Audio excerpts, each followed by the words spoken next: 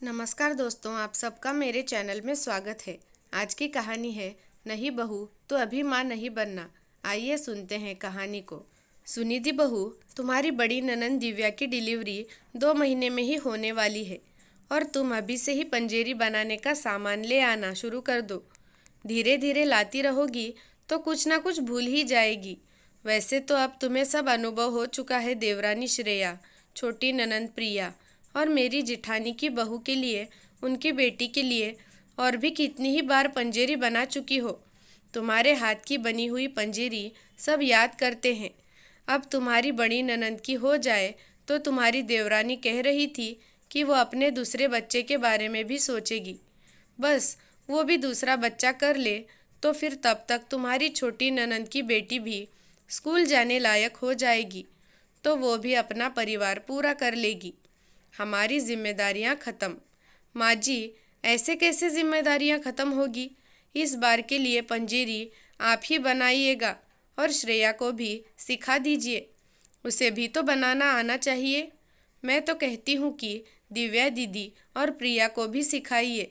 ना ना बड़ी बहू, ये काम तो तुम ही करो और सबके परिवार पूरे हो जाए तो मैं भी चिंता मुक्त हो सकूंगी। मम्मी जी, आप बोल रही हैं कि इन तीनों की फैमिली कंप्लीट होने से आप फ्री नहीं हो सकती। अभी तो मैं भी बाकी हूँ। देखो बड़ी बहू, तुम तो अभी इस बारे में सोचना भी नहीं। श्रेया का बेटा 3 साल का हो गया है। दिव्या फ्री हो जाए तो श्रेया की बारी है और प्रिया की बेटी भी 1.5 साल की है। जब तक इन तीनों की फैमिली कंप्लीट ना हो जाए तब तक तो नहीं। और अगर ऐसा कुछ है भी तो स्थगित कर देना। इन सब का हो जाए तो सोचना। वैसे भी तब तक तुम्हारी शादी को 10-12 साल हो जाएंगे और तुम इन सब में अपने टांग मत अड़ा देना। और हाँ, अब तुम्हें ये सब करने की कोई ज़रूरत नहीं।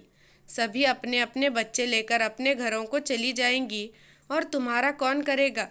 सास की बात सुनकर सुनिधि पर तो जैसे वज्रपात सा हो गया कि वो तो अपनी सास को खुशखबरी सुनाने जा रही थी और सास ने क्या सुना दिया। सुनिधि उठकर अपने कमरे में चली गई और वो अतीत में खो गई। जब उसकी नई नई शादी हुई थी तब एक ननंद थी जो शादीशुदा थी। एक छोटा देवर और छोटी ननंद थी। सुनिधि को घर में आए हुए अभी 2 महीने ही हुए थे कि बड़ी ननंद दिव्या ने बताया कि वो माँ बनने वाली है और सास ने कह दिया कि हमारे घर का रिवाज है कि पहला बच्चा मायके में होता है। तो तीसरे ही महीने में दिव्या को मायके में ले आया गया। हालांकि दिव्या की सास ने कहा था कि उनके घर का रिवाज नहीं है कि बहू का पहला बच्चा मायके में करे, लेकिन सासू माँ की जिद के आगे दिव्या के ससुराल वालों को चुप रहना पड़ा और सुनिधि से सास ने कह दिया कि जब तक दिव्या की डिलीवरी नहीं हो जाए तुम परहेज ही करना। मैं दोनों का कैसे करूँगी और फिर मेरे साथ मिलकर सब तुम्हें ही तो करना है। सुनिधि ने जैसे तैसे अपने पति को मना लिया और माँ का तो जिक्र भी नहीं किया उसके सामने। दिव्या ने अपने समय पर एक सुंदर और स्वस्थ बेटे को जन्म दिया। उनके 40 दिन के बाद दिव्या को उसके ससुराल वाले अपने साथ ले गए। फिर 2 साल तक सुनिधि की सास उसके पीछे पड़ी रही कि अब तुम्हें भी बच्चा कर लेना चाहिए, लेकिन ये तो भगवान की देन है। शादी को 3 साल बीत गए लेकिन सुनिधि को अभी कुछ नहीं हुआ। तो कभी कभी तो उसकी सास उसे बांझ तक कह देती थी और सुनिधि बेचारी मन महसूस कर रह जाती। उसी साल सुनिधि के देवर के लिए भी लड़की पसंद कर ली थी और 6 महीने के भीतर देवर की शादी श्रेया के साथ कर दी गई थी। 4 महीने ही बीते थे कि श्रेया प्रेग्नेंट हो गई तो सास की खुशी का कोई ठिकाना नहीं था। अब तो सुनिधि को सारी जिम्मेदारियां सौंप दी गई थी कि श्रेया के खाने पीने और उसके आराम का ध्यान उसी को रखना है। सुनिधि भी सुनकर बहुत खुश थी। श्रेया को 4था महीना था कि सुनिधि भी प्रेग्नेंट हो गई। वो बहुत खुश थी क्योंकि बांझ शब्द से उसे छुटकारा मिल जाएगा।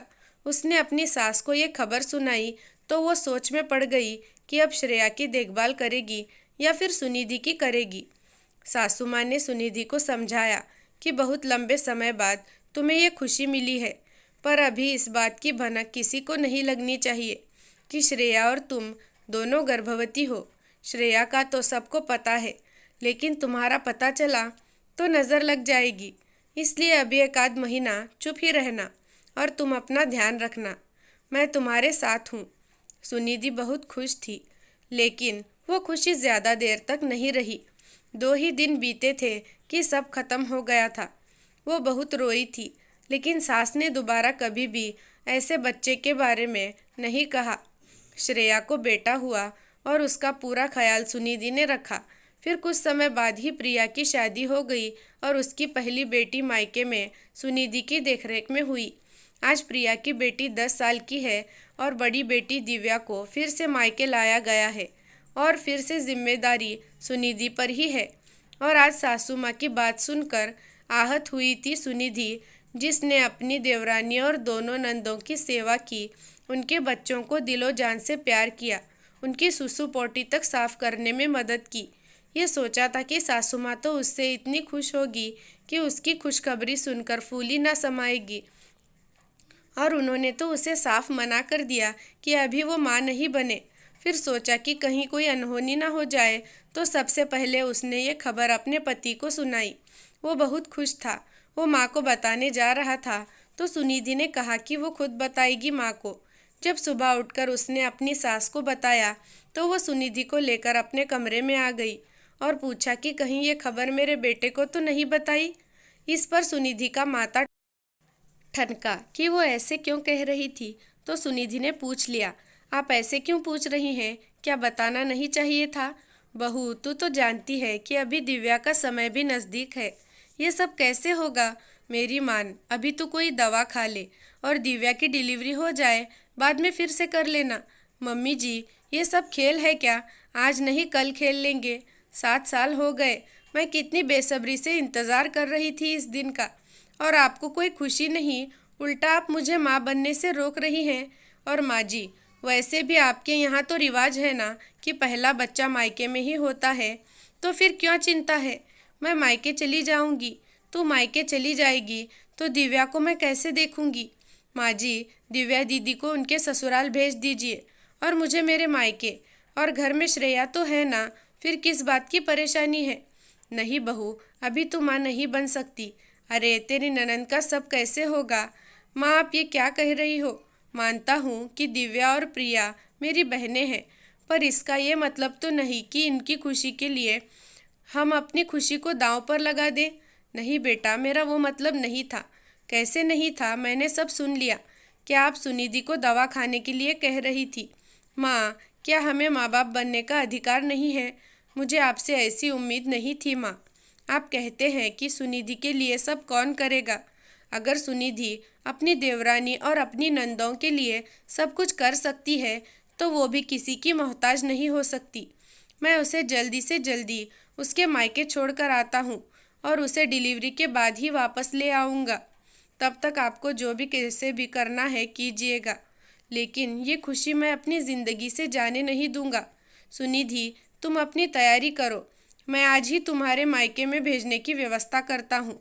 सुनिधि की सास कुछ भी बोलने लायक नहीं रही थी। सुनिधि के पति ने अपनी सास को खुशखबरी सुनाई और उन्हें वो सुनिधि को अपने साथ ले जाने को कहा। अगले ही दिन सुनिधि को लेने उसकी माँ और भाई आ गए और सुनिधि उन लोगों के साथ चली गई और दिव्या की डिलीवरी के लिए उसके ससुराल वाले उसे घर ले गए। सुनिधि को मायके में ही बेटा हुआ। उसके 2 महीने बाद वो घर आई तो श्रेया भी प्रेग्नेंट थी, और ये सब सुनकर सुनिधि खुश थी और 7वें महीने में उसे सास ने मायके भेज दिया। फिर प्रिया की बारी आई तो उसने अपनी माँ को फ़ोन किया और मायके में आने की बात कही, तो माँ ने उसे भी मना कर दिया। अब सुनिधि ने भी आगे बढ़कर कोई काम करना बंद कर दिया था, क्योंकि वो जानती थी कि उसे किसी ने भी कहा नहीं था कि सब मिलकर ही तुम्हारी देखभाल कर लेंगे, तो फिर दिल तो टूट ही जाता है। इस कहानी के बारे में आप सबकी क्या राय है? कमेंट करके ज़रूर बताना। मेरे वीडियो को लाइक करना, शेयर करें और चैनल को सब्सक्राइब कर दें। धन्यवाद।